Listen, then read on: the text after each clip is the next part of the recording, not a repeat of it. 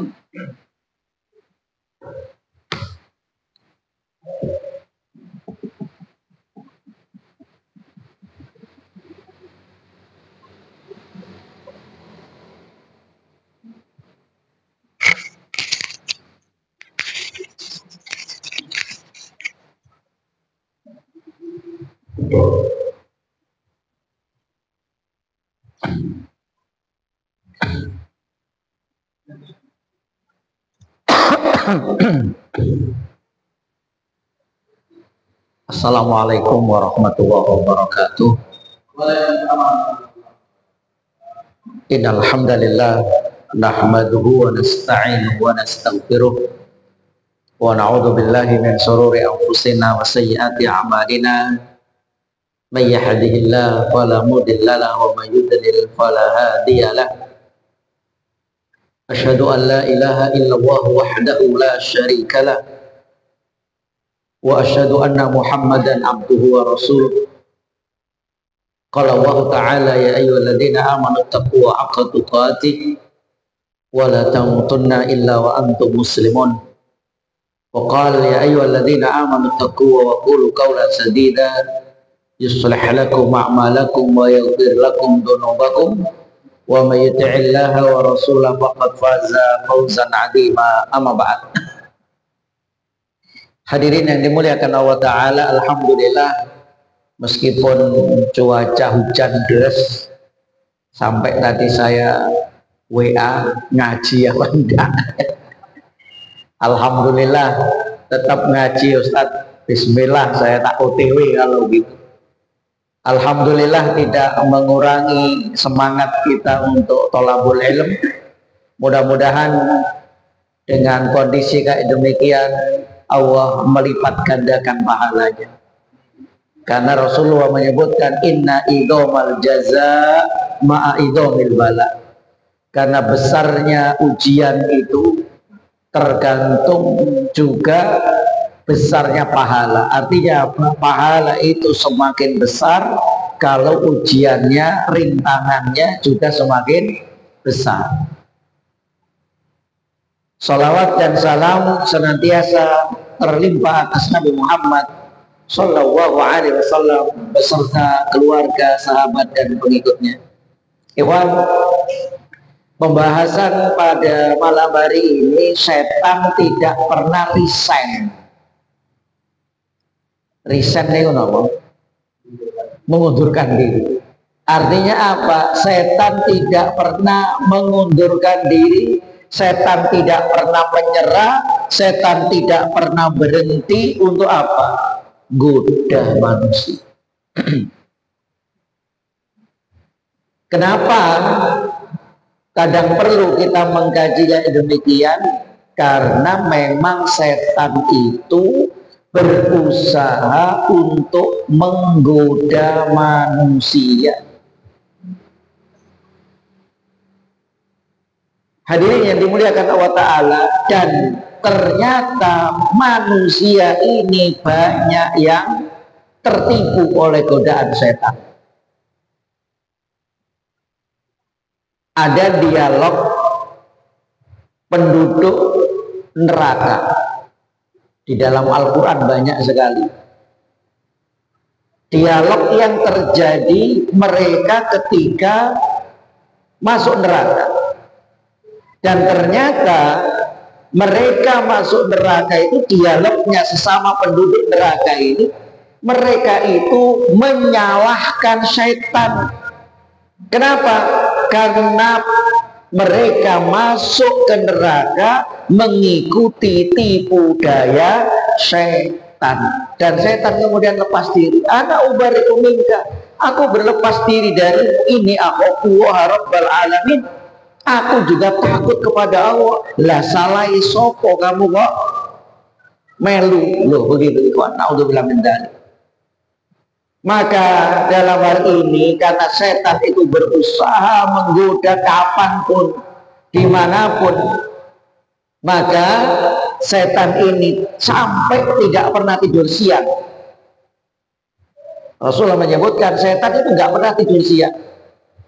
Dalam rangka apa ini? Untuk menyesatkan manusia. Makanya melihat kayak demikian, Rasulullah SAW bersabda, "Qilu, tidurlah qailula." Qailula itu tidur siang.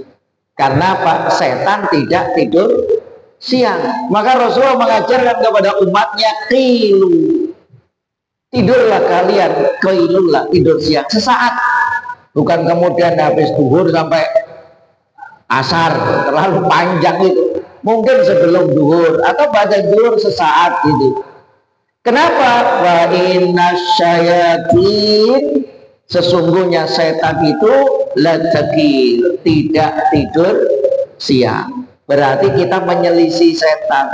Berarti tidur siang mengikuti sunnah, pahalanya besar. Ternyata ini juga diteliti hadirin oleh siapa? Orang-orang orientalis barat. Apa yang disampaikan oleh Nabi itu diriset oleh mereka. Salah satu adalah tidur siang. Sampai orang-orang yang di depan laptop itu, programmer itu, tiap hari, tiap waktu dia ini dibayar memang untuk memprogram. Maka mereka ini sampai tidurnya ini, tempat duduknya ini dibuat senyaman mungkin dan bisa diselonjorkan, dan mereka dikasih kesempatan siang itu untuk qailula. Ini padahal non muslim. Tapi aja suwe-suwe iku mang. Wah, habis duhur sekarang duhur jam piro iki? Jam 12, asare jam 3:04. Lah iki waktune apa ini? Sekolah, waktunya kerja, sesaat. Hadirin yang dimuliakan Allah Ta'ala kembali.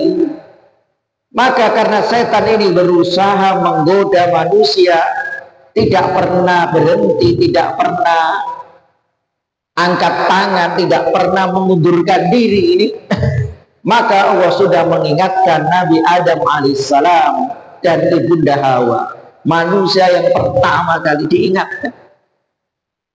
Ini artinya apa? Mengingatkan saya antum. Ibunda Hawa, bapak kita Adam itu diingatkan. Diingatkan apa? Supaya jangan tergoda oleh setan. Kalau engkau tergoda oleh setan, akibatnya apa? Hidupmu sengsara, hidupmu celaka. Coba Toha ayat 117, Allah berfirman, Fakulna ya Adam, maka kami katakan kepada Adam, inna hada, sesungguhnya ini iblis ini, setan ini, aduwwul laka, musuhmu. Lo diingatkan, Adam, iblis ini, setan ini musuh. Wali zaujika, dan juga musuh istrimu. Fala yukhrijannakuma, maka jangan sampai setan ini mengeluarkan kamu berdua.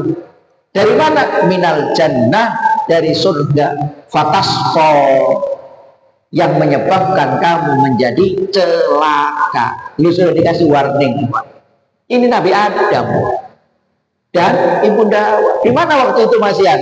Bukan di dunia, tapi di surga. Adam, Hawa ini musuhmu, setan ini, musuh istrimu.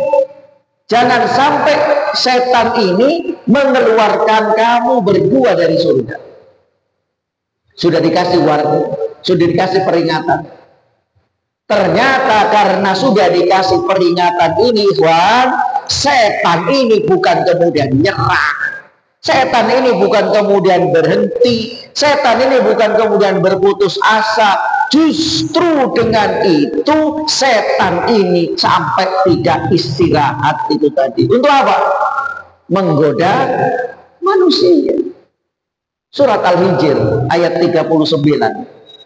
Allah Subhanahu wa taala berfirman,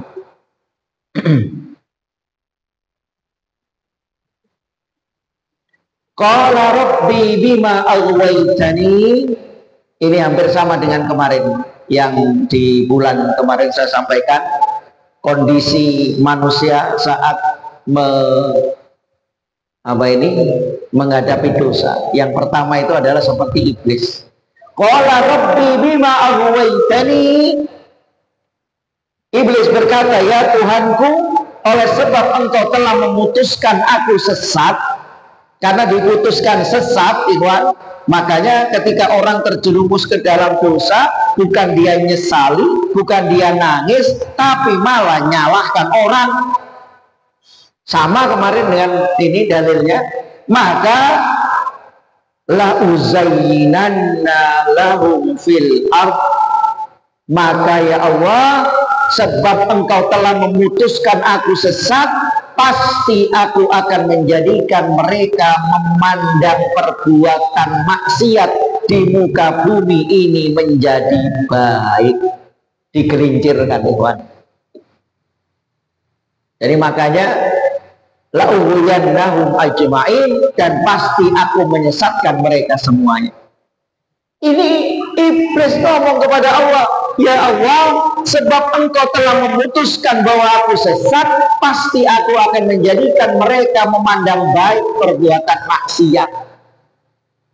Makanya orang yang jauh dari agama, maksiat itu malah seolah-olah menjadi indah. Ini juga dalam kitab Talbisul Iblis, ya, di maksiat itu dikemas menjadi seolah-olah indah. Na'udzubillah min dzalik. Ini apa? Tipu daya iblis. Ikhwan, itu doanya iblis mohon kepada Allah. Bukan dia nyesal, ya Allah aku nyesal menyesatkan manusia. Ya Allah ampuni aku, enggak. Ya Allah, karena engkau telah menyesatkan, telah mengeluarkan aku, maka aku akan menggoda manusia. Maka setan di sini berusaha menghiasi maksiat menjadi kelihatan indah. Banyak itu, Iwan. Kalau dalam Talbisul Iblis itu disebutkan dosa itu dikemas, dipoles seolah-olah menjadi, akhirnya kayak itu adalah syariat. Banyak contoh. Kalau disebutkan di situ, kalau dalam hal mungkin masalah akidah, kadang orang ini meremehkan. Contoh ngarung saji. Ngarung saji, kepala apa itu? kerbau dilarung ya, itu ada. Lah itu syirik kan. Lah biar seolah-olah itu dikemas kayak ibadah itu, maka orang yang, mohon maaf ini, orang yang nggak paham tentang syirik, orang yang nggak paham tentang bahwa kurban itu adalah hanya untuk Allah, akhirnya mereka ngundang orang-orang yang lemah imannya. Tapi mereka paham doa, paham macam-macam. Akhirnya sebelum ngelarung sesaji, mereka undang itu orang-orang yang paham itu. Akhirnya kemudian untuk mencari ridho Allah, untuk mendapatkan macam-macam. Ala hadiniyah as-solihah waliridho illa sayulillahi lahumul fatihah. Dilarung. Diwacana surat Al-Fatihah. Orang yang nggak kenal agama, syirik, berkaitan dengan syirik, ketika karena dibacakan Al-Fatihah, Al-Fatihahnya bagus, ngelarung kepala kerbau ini tadi termasuk syirik. Akhirnya orang yang nggak paham, oh ternyata boleh loh. Hati-hati di sini. Wah, kayak gimana? Dukun dipacai ya, Pak.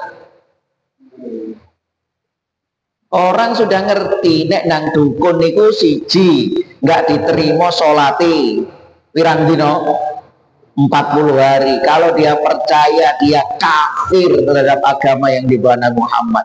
Lah karena Pak dukun ini profesi, saiki sepi, karena penghasilan, akhirnya melungsungi Mbak dukune. Biasa nggak ireng-ireng, terus ganti kostum putih. Loh, maaf. Ini luar biasa, setan biasa dia udeng akhirnya jahit. Nah, terus biasa nggawa keris ganti. Loh. Akhirnya orang sampai nih gak oleh nang dukun. Syirik itu. Man ata arrafan, man ata kahinan. Barang siapa yang datang kepada paranormal, barang siapa datang kepada dukun, faqad kafara bima unzila ala nabiyina Muhammad. Sungguh dia telah kafir terhadap apa yang diturunkan Nabi Muhammad. Akhirnya orang ikhwan kata dikemas itu tadi, aku gak nang dukun, aku gak nang paranormal, aku nang kiai. Lah buktinya lu cekak dia itu nggak tasbih. Hati-hati makanya. Maka hadirin yang dimuliakan Allah Ta'ala, orang jahat ataupun orang baik tetap digoda oleh setan. Mohon maaf. Yang digoda ini bukan orang baik tok, ikhwan. Orang jahat digoda, orang baik pun juga digoda. Orang baik digoda supaya tidak menjadi baik. Arab ngaji udan, ini termasuk godaan. Ya. Ngaji apa ngopi rumah. Loh, kalau semua di rumah gak jadi ini ngaji di rumah atau YouTube pakai Facebook ya, nggak apa-apa. Atau mungkin kegiatan yang lain. Atau Iwan ini jadi orang baik digoda supaya tidak menjadi baik. Lah kalau orang yang tidak baik, orang yang jahat digoda supaya apa? Lebih jahat neng loh. Jahatnya saiki seumpama besok double. Makanya setan ini enggak pilih-pilih, Ikhwan, semua digoda. Malah justru orang yang beriman itu godaannya lebih berat. Hadirin yang dimuliakan oleh Allah Subhanahu wa Ta'ala, di surat Fatir Allah sudah ingatkan sifat setan. Apa sifat setan ini? Inna syaitana lakum aduun fattakhiduhu aduwa. Sesungguhnya setan itu musuh bagimu. Setan itu musuh. Maka fattakhiduhu aduwa, jadikan setan ini musuh. Dan sifatnya apa? Innama yad'u hizbahu liyakunu min ashabis sa'ir. Karena sesungguhnya setan-setan itu hanya akan mengajak golongannya supaya mereka menjadi penghuni neraka sa'ir, neraka yang menyala-nyala. Berarti sifatnya setan itu adalah mengajak orang supaya memenuhi neraka sa'ir. Maka hadirin dimuliakan Allah Ta'ala, kita seharusnya memperlakukan setan itu sebagai musuh. Tapi realitanya banyak justru orang itu berkawan dengan setan. Banyak loh, mohon maaf. Sampai rumah dikasih apa jadi?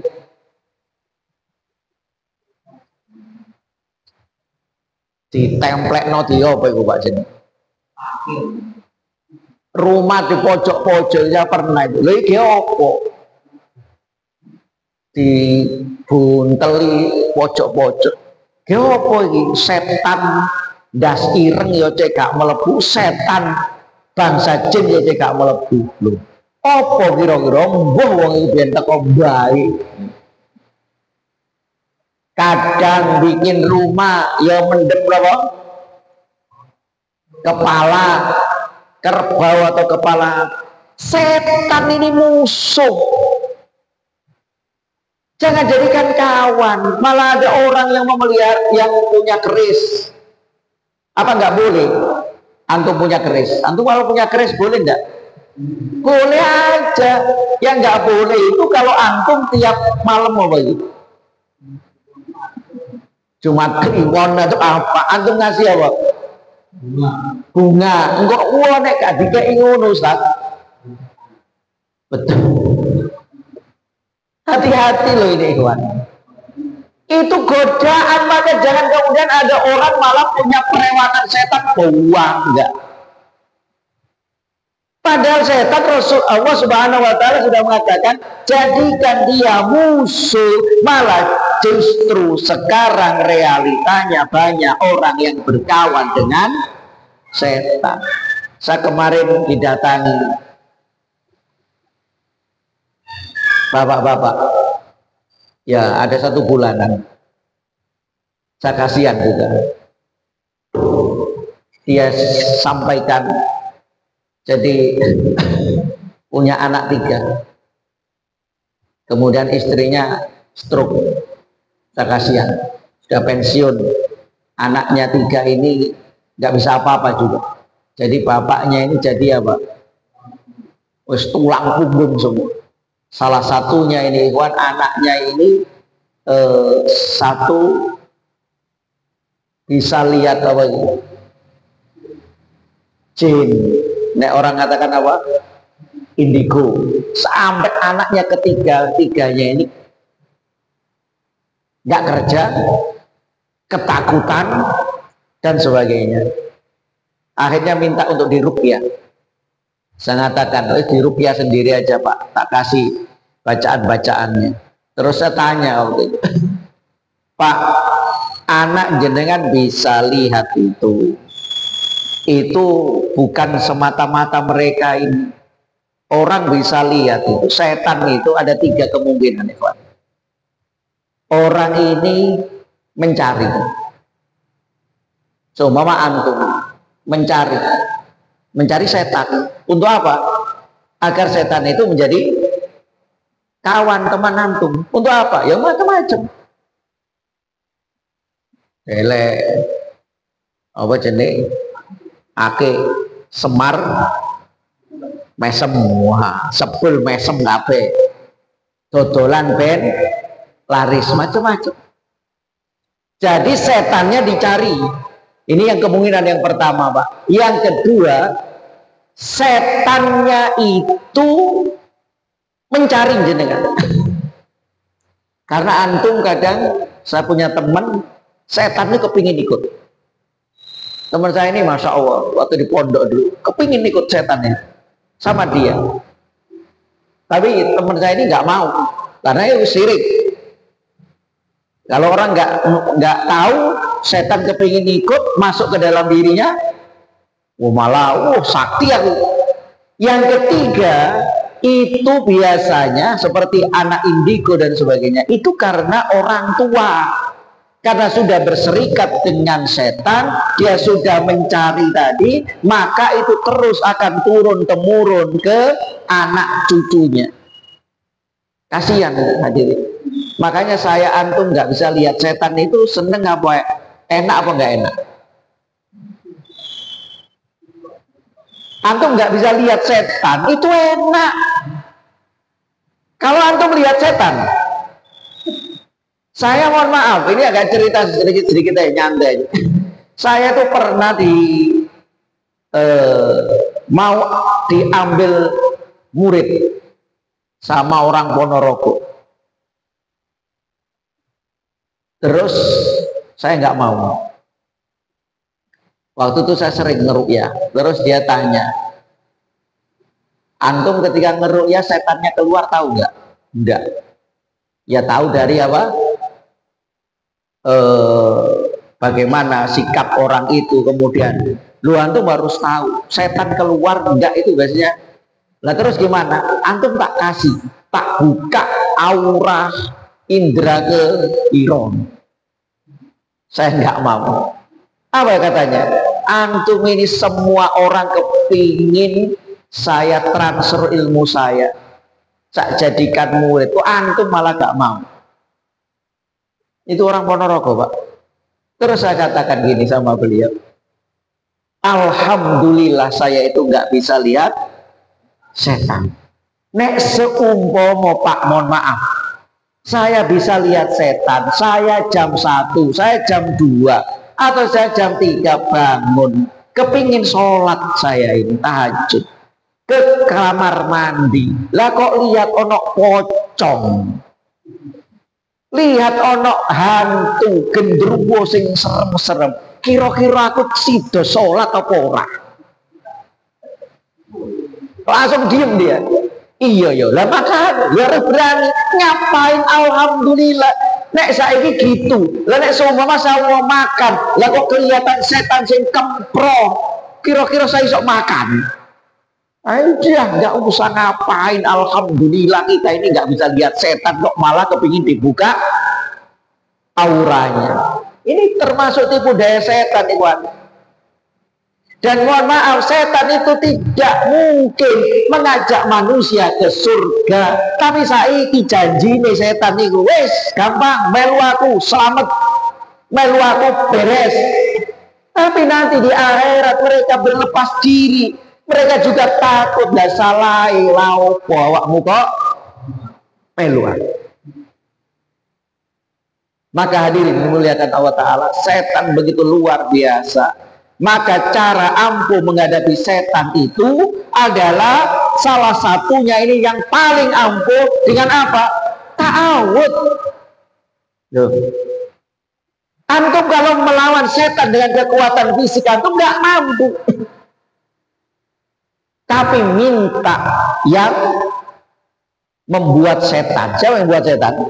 Allah Ta'ala. Wa imma yanzaghannaka minas syaitani nazghum fasta'id billah. Dan jika kamu ditimpa sesuatu godaan setan, maka fasta'id billah. Mintalah perlindungan kepada Allah dengan membaca ta'awudz. Ya Allah, ini senjata saya antum.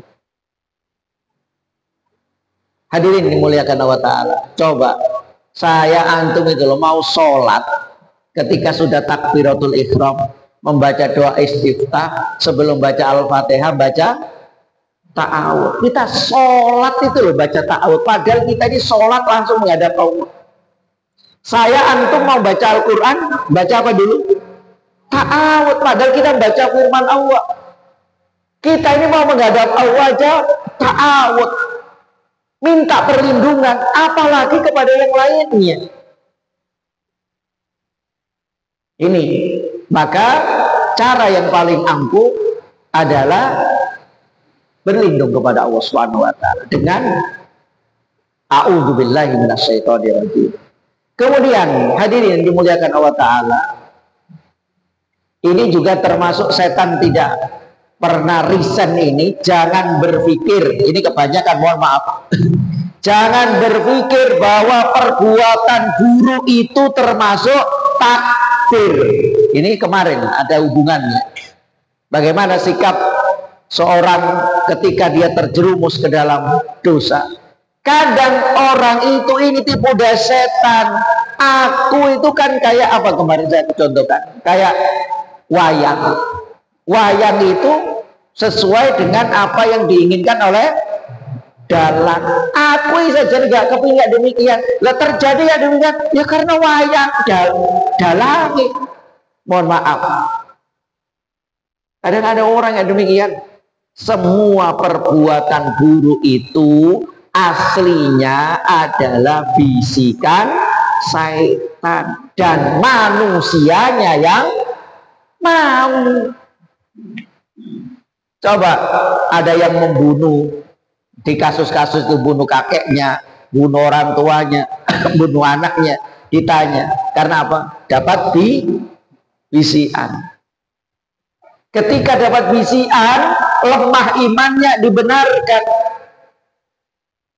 Di surat Ibrahim ayat 22 Allah berfirman, wa qala syaitanu lamma qudiyal amr, dan berkatalah syaitan tatkala perkara hisab telah diselesaikan, innallaha wa'adakum wa'dal haqq, sesungguhnya Allah telah menjanjikan kepadamu janji yang benar, wa wa'adtukum fa akhlaftukum, dan aku pun telah menjanjikan kepadamu tetapi aku menyalahinya. Allah menjanjikan janji yang benar, dan aku pun telah menjanjikan kepadamu manusia ini, tapi aku menyalahinya. Wa ma kana li alaikum min sultan, sekali-kali tidak ada kekuasaan bagiku terhadapmu, illa anda autukum fastajabtum li, melainkan sekedar aku menyuruh kamu lalu kamu mematuhi seruanku. Setan itu cuma ngajak, setan itu membisikkan, setan itu membujuk, lah kok kamu malah ngikuti. Ini mohon maaf. Kemudian fala talumuni, maka jangan cela aku, kata setan. Ojo salahno aku, walumu anfusakum, maka celalah dirimu sendiri. Ma ana bimusrihikum wa ma antum bimusrihi. Aku sekali-kali tidak dapat menolongmu, dan kamu pun sekali-kali tidak dapat menolongku. Inni kafartu bima asraktumuni min qabl, sesungguhnya aku telah membenarkan perbuatanmu mempersekutukan aku dengan Allah sejak dahulu. Innaz zalimina lahum adzabun alim, sesungguhnya orang-orang yang zalim itu mendapat siksaan yang sangat pedih. Na'udzubillah min dzalik. Maka ikhwan, kita berlindung kepada Allah itu, kita disuruh untuk berlindung kepada Allah dengan salah satunya membaca surat Al-Falaq, Mu'awwidzatain, surat An-Nas. Supaya apa? Supaya selamat dari godaan setan dan keburukan. Begitu pula kita ini agar selamat dari godaan setan dan jin, baik manusia maupun bangsa jin. Makanya dibiasakan yang belum istiqomah, Iwan, belum istiqomah, rajin zikir, ya, zikir pagi, zikir petang. Kalau belum istiqomah, diistiqomahkan. Karena itu benteng. Saya mohon maaf, ini bukan ini, kawan, bukan tahayul, bukan ini. Memang betul setan saya merasakan sendiri. Minggu ini saya itu diminta kapan gitu loh di tempat saya sendiri. Saya itu bantu tukang sampai menjelang maghrib, hujan deras. Kalau nggak saya bantu nggak selesai kerjaan itu. Akhirnya saya sendiri Iwan di situ. Betul. Itu kalau orang setan itu luar biasa ganggunya. Sampai saya bacakan a'udzu bikalimatillahi tamma min syarri ma khalaq itu enggak mempan. Saya bacakan ayat kursi enggak mempan. Akhirnya bismillahi la yadurru ma'asmi syai'un fil ardi wala fis sama wa wasamiul alim. Itu akhirnya hilang Iwan. Saya sendiri. Lep depan itu. Astagfirullah, ya apa? Sendiri malam. Orang kalau mungkin tidak ini langsung apa? Lari. Akhirnya saya bacakan tadi. Kemudian di belakang saya itu hitam besar itu Pak. Sampai apa ini? Bulu kuduk. Tak bacakan itu tadi bismillahirrahmanirrahim itu akhirnya hilang. Terus ternyata tadi saya dilapori ada orang yang duduk-duduk sambil nunggu di pintu itu. Lah iya, Ustaz, kalau wingi kula niki enten gelodak wingi iki. Padahal itu di pintu tutup semua nggak ada orang. Tuh ini setan. Makanya agar kita ini terlindungi, ya jangan takut, banyak baca. Kalau bisa apa ini? Zikir pagi, zikir petang. Lebih-lebih di situ ayat kursi, Ikhwan. Ayat kursi itu ada hadis panjang ketika Abu Hurairah ya. Abu Hurairah diutus oleh Rasulullah untuk menjaga Baitul Mal ya. Akhirnya kan dicuri, dikejar, ketangkap, nangis-nangis. Tolong saya jangan dibawa ke Rasulullah. Kamu janji besok kamu lagi? Iya. Besoknya ditangkap lagi. Nangis-nangis lagi. Hari yang ketiga sama. Akhirnya dia mengatakan, maukah kamu saya beritahukan, kalau kamu mau membaca ayat kursi, maka engkau akan selamat. Barangmu tidak akan bisa dicuri lagi. Karena diajari kayak demikian, akhirnya dikeluarkan, dilepaskan itu Abu Hurairah.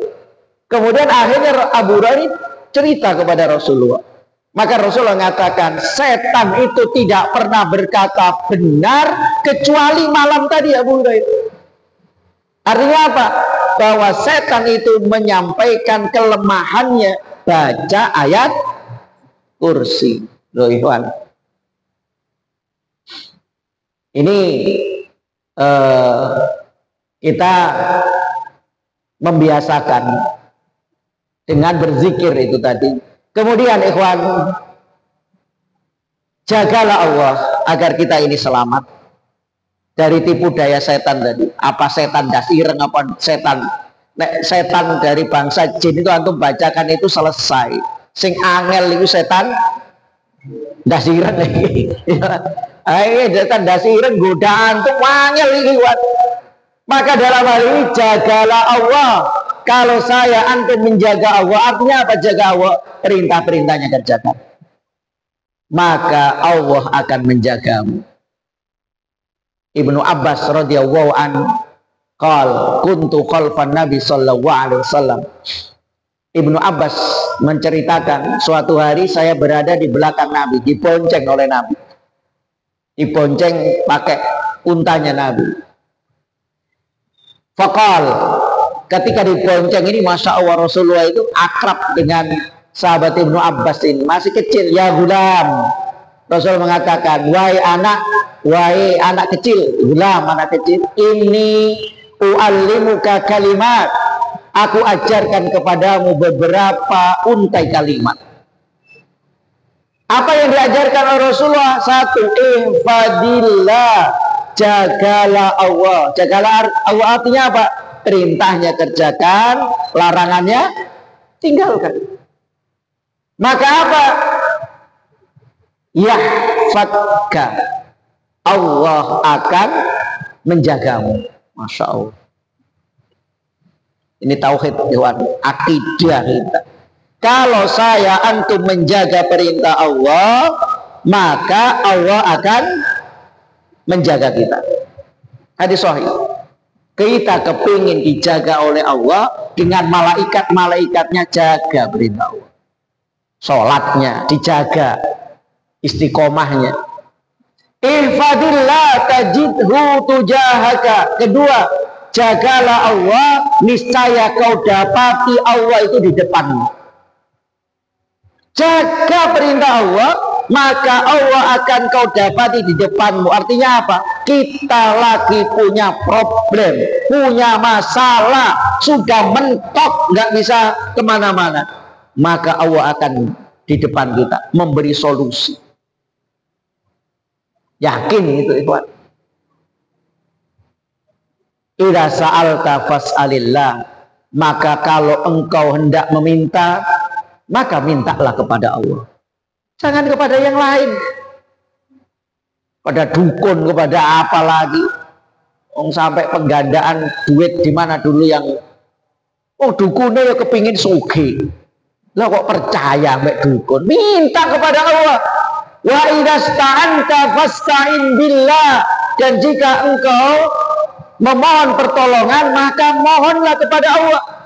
Wa'lam annal ummah law ijtama'at ala ay yanfa'uka bisay'in lam yanfa'uka illa bisay'in qad katabahu lak. Ketahui, seandainya seluruh manusia kepingin berbuat manfaat untukmu, tapi kalau Allah tidak memberikan manfaat, nggak akan bisa. Begitu pula seandainya manusia berkumpul ayyadurruka bisay'in, kepingin mencelakaimu, lam yadurruka illa bisay'in, maka tidak akan bisa mencelakai qad katabahu alaik, kecuali apa yang ditentukan oleh Allah. Seluruh manusia berusaha mencelakai, nggak akan bisa. Seluruh manusia kepingin memberikan manfaat, nggak bisa, kecuali semua itu dengan pertolongan atau maunanya Allah Ta'ala. Allahu a'lam.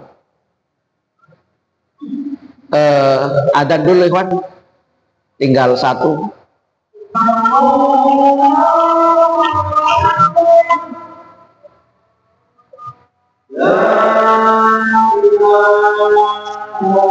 Tambah, ikhwan, sebelum nanti sesi tanya jawab,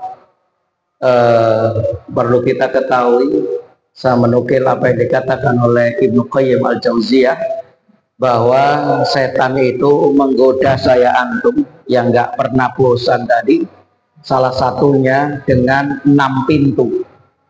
Lewat 6 pintu goda saya antum. Apa diantaranya? Makanan yang berlebihan. Jadi saya antum sebagai manusia digoda lewat makanan.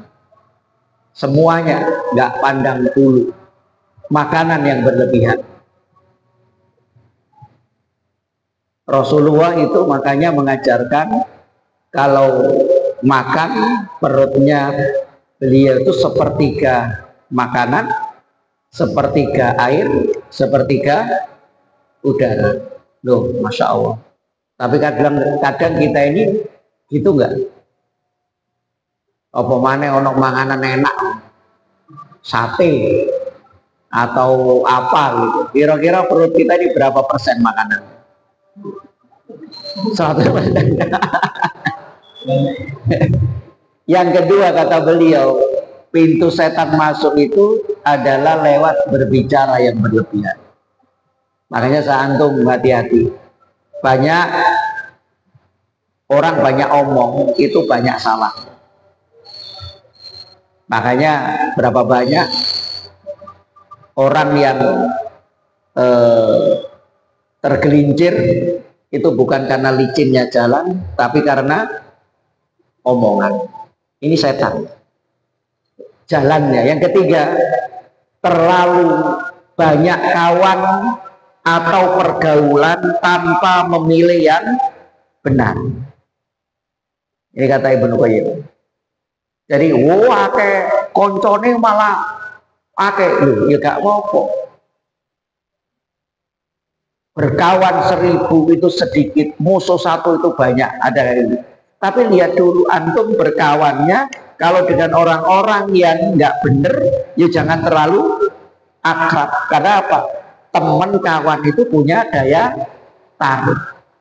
Makanya saya antum bergaul, kata beliau, kata Ibnu Qayyim, itu dalam 4 kondisi dibutuhkan seperti makanan. Saya antum berteman itu seperti dibutuhkan seperti dengan bergaul para ulama, berkat dekat dengan orang soleh. Ketika kedua, bergaul ini seperti obat. Apa itu? Kerja. Saya antum kerja kan berinteraksi dengan orang lain, muamalah. Ini seperti obat saat keperluan. Selesai. Yang ketiga, pergaulan yang sakit. Apa itu? Membahayakan dunia. Kita tidak dapat untung apa-apa. Akhirat enggak, dunia ya enggak. Berkawan ini gak dua disoge, apa mana akhirat gak iso mlebu surga. Oh temane ini dari penyakit itu tadi, temane sakit tadi. Dan yang keempat kata beliau, pergaulan seperti menenggak racun. Bergaul dengan siapa? Bergaul dengan orang yang ahli maksiat. Naudzubillah min dzalik. Kemudian yang keempat, pintu setan menggoda ini kata beliau, kelebihan memandang. Hati-hati, mohon maaf, saya antum ini mandang nih. Saya itu kadang sering katakan, saya itu kadang munafik. Memandang insya Allah nek ono wong keliwat sih gak bener iso antum jagain. Tapi dia buka HP. Kemudian muncul sing iklan-iklan sing di YouTube, di TikTok, di saya gak bener-bener kira-kira di deal apa di klik malah. Loh, mohon maaf, kelebihan memandang setan ini kok. Maka banyaklah untuk tundukkan pandangan. 5, berlebihan mendengar. Kita ini harus adil. Allah ngasih pendengaran telinga kita berapa? 2, mulut 1. Harusnya banyak apa? Banyak dengar. Ojo kemudian dengar ini memang kita banyak dengar yang baik. Jangan berlebihan mendengarkan. Orang ini kepingin tahu aja, kepo. Naudzubillah min dzalik. Dan yang ke 6, pintu setan menggoda manusia adalah kelebihan tidur. Turut doa setan ini apa? Akhirnya jadi males. Apa mana dilungkas Ramadan ini? Mosok Ramadan tunggu. Allahu a'lam. Itu Iwan. Ada sesi tanya jawab atau cukup?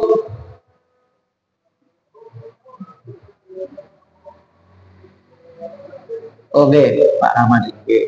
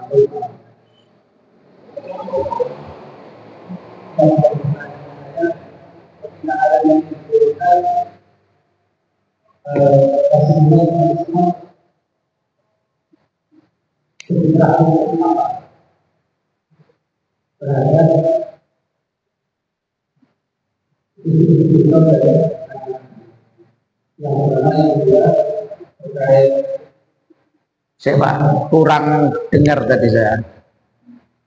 Surat tadi saya baca itu enggak? Di luar itu ya. Saya sebentar.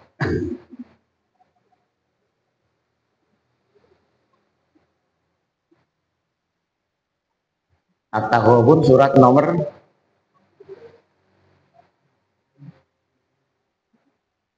sebentar. Suratnya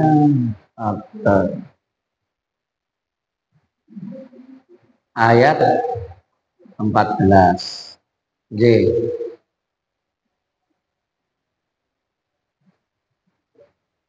Oh ya, terus pertanyaannya tadi? Apa yang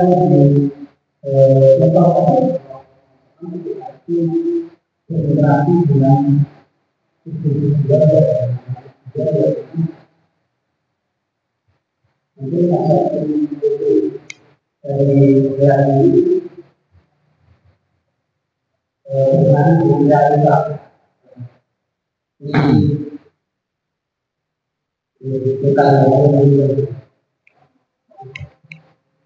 Ya, saya sampaikan ini dulu ya. Ini saya menyampaikan di tafsir yang sederhana aja, tafsir Jalalain. Orang-orang yang beriman, sesungguhnya di antara istri-istri kalian dan anak-anak kalian aduwwul lakum, itu menjadi musuh bagi kalian. Fahdaruhum, maka hati-hatilah. Disebutkan di sini, janganlah kalian menaati mereka sehingga menyebabkan kalian ketinggalan tidak mau melakukan perbuatan yang baik seperti berjihad dan berhijrah. Karena taat pada anak istri akhirnya hijrah gak mau. Nah, kembali kepada apakah keluarga Nabi itu tidak ada problem?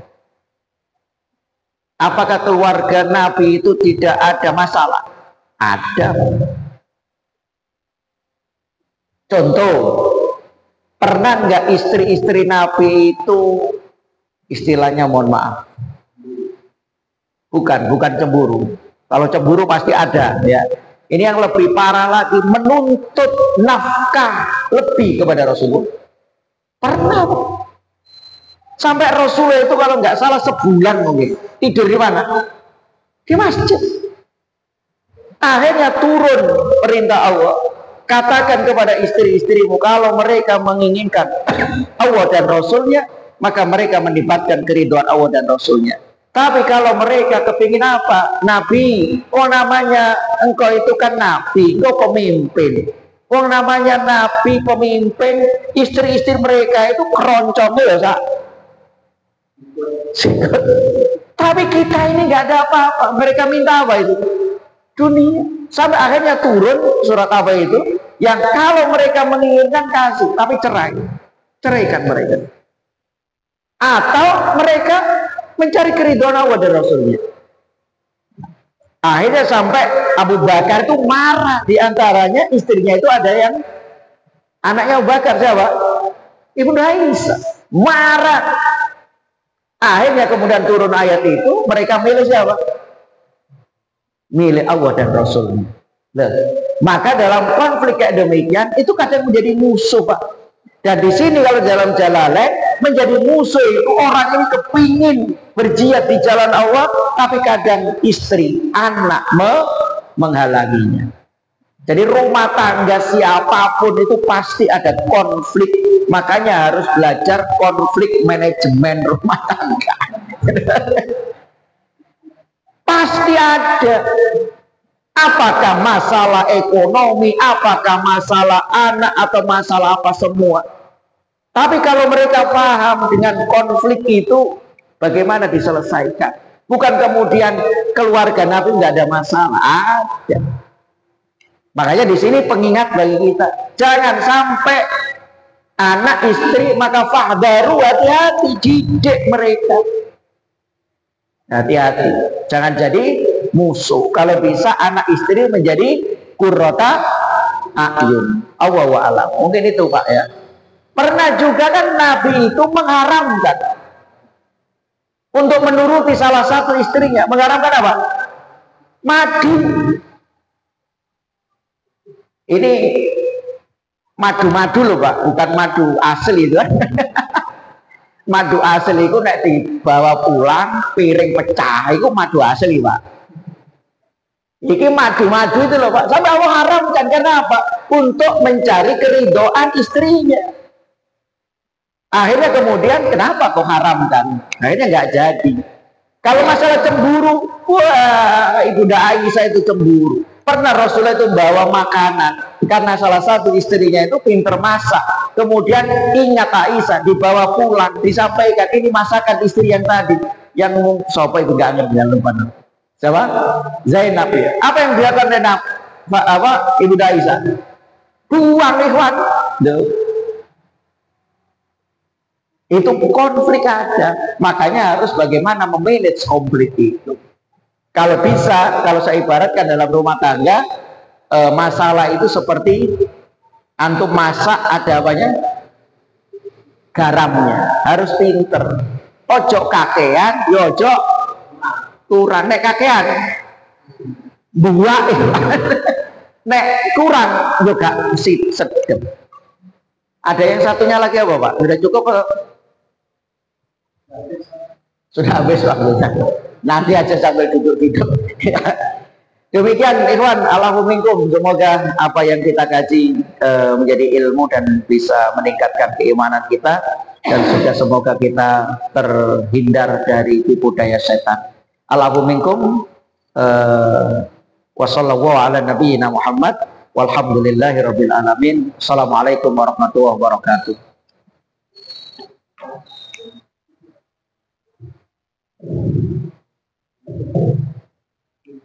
Assalamualaikum warahmatullahi